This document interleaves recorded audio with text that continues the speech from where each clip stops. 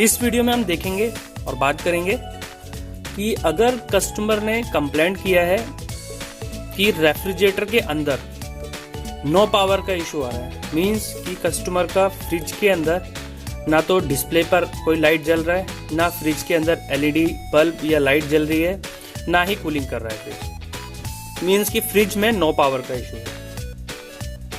तो आप उस इश्यू को कैसे ट्रबल शूट करेंगे और क्या क्या चीज देखेंगे उसके अंदर, फ्रिज के अंदर। और अगर पीसीबी आपका फॉल्टी होगा तो पीसीबी को कैसे चेक करेंगे कि वो ओके है या डिफेक्टेड है।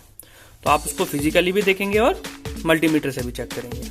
तो अभी आपको क्या करना है, सबसे पहला काम क्या होगा, कस्टमर के यहाँ पर जाकर आपका फ्रिज के अंदर नो पावर का इशू आ रहा है अगर आप, तो सबसे पहला क्या काम करेंगे, आप देखेंगे कि कस्टमर का जो सॉकेट है, मींस कि कस्टमर ने जहां पर इनपुट सप्लाई दिया हुआ है फ्रिज को, वो इनपुट सप्लाई का सॉकेट ऑन है, स्विच ऑन है या फिर ऑफ है। अगर ऑन है वो स्विच, या अगर ऑफ है तो उसको ऑन कर देंगे, और अगर ऑन है ऑलरेडी और तभी भी काम नहीं कर रहा है तो आप क्या करेंगे, स्विच के अंदर वोल्टेज चेक करेंगे। तो इसके अंदर से प्लग निकालेंगे फ्रिज का, मल्टीमीटर को सेट करेंगे 500 वोल्ट एसी पर, यहां पर सेट करना है 500 वोल्ट एसी। और आपको ये प्रोब लेना है मल्टीमीटर का 2, और इनको इंसर्ट करके इसका वोल्टेज चेक करना है। तो आप देखेंगे इसके अंदर वोल्टेज शो हो रहा है, तो इट मीन्स की वोल्टेज आ रही है, तभी भी रेफ्रिजरेटर के अंदर नो पावर का इश्यू आ रहा है। तो एक चीज आपने चेक कर ली, वोल्टेज ओके है। उसके बाद आप क्या देखेंगे, जो कस्टमर का मेंस कोड है, मेन लीड है, जो पीसीबी के अंदर लगता है, मींस जो ये वाली लीड है ये पीसीबी के अंदर सप्लाई जाती है इस लीड के थ्रू। तो आप इस लीड को निकालेंगे, सॉकेट निकाल लिया आपने, स्विच से प्लग निकाल लिया और ये निकाल लिया। तो आप क्या करेंगे, मल्टीमीटर को सेट करेंगे कंटिन्यूटी पर, मतलब बजर जो बोलता है, बीप जो बोलता है। उसके बाद आप क्या करेंगे, प्रोब लेंगे दोनों, और एक लगाएंगे आप लेफ्ट की तरफ इसके, एक प्रोब यहां पर प्लग में, और दूसरा लगाएंगे इधर पॉइंट पर, जो ये वाला पॉइंट है। जो भी वायर होगा, फेस है तो फेस पर लगाएंगे, और अगर आपका न्यूट्रल है तो न्यूट्रल पर लगाएंगे। तो आप इसको देखेंगे, जैसा कि आप देख पा रहे हैं, इस पर कंटिन्यूटी बोल रहा है, बीप भी बोल रहा है। तो ये वाला पॉइंट ओके है, और ये वाला दूसरा पॉइंट देखेंगे,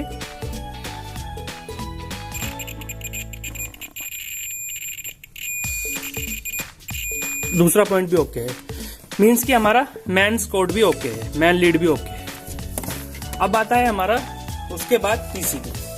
अगर मेन लीड में भी सप्लाई जा रहा है, कंटिन्यूटी भी उसका ओके है, तो उसके बाद आप चेक करेंगे पीसीबी। तो पीसीबी में आप क्या चेक करेंगे, मैं दिखा देता हूं आपको।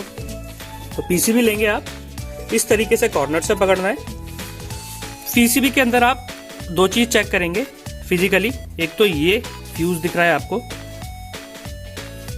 ये फ्यूज है ये वाला, दिस वन, ये फिजिकली आपने देख लिया, बर्न तो नहीं है।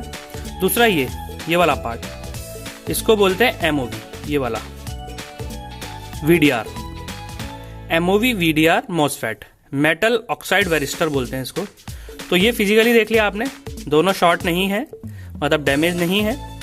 दूसरा, आप इसको, इसके अंदर ये कैपेसिटर भी चेक करेंगे, जो बड़ा वाला कैपेसिटर होता है। तो ये कैपेसिटर भी यहाँ से क्या होगा, थोड़ा सा फूला होगा। अगर ये खराब होगा, शॉर्ट सर्किट हो जाएगा, खराब हो जाएगा, तो ये फूला होगा और डैमेज होगा, और इसमें से ऑयल। और उसके बाद आप क्या करेंगे, उसके बाद आप इसको मल्टीमीटर से भी चेक करेंगे, अगर आपको फिजिकली नहीं दिखाई दे रहा। मल्टीमीटर को कंटिन्यूटी पर ही लगा कर रखना है, और मल्टीमीटर को कंटिन्यूटी पर लगाने के बाद आप क्या करेंगे, दोनों प्रोब लेंगे और प्रोब को इस पर लगाएंगे, फ्यूज पर। तो देख रहे हैं कंटिन्यूटी बोल रहा है, इट मीन्स कि ये ओके है, कुछ रीडिंग भी आ रहा है, तो ये ओके है। या फिर आपको फिर पीसीबी चेंज करना होगा।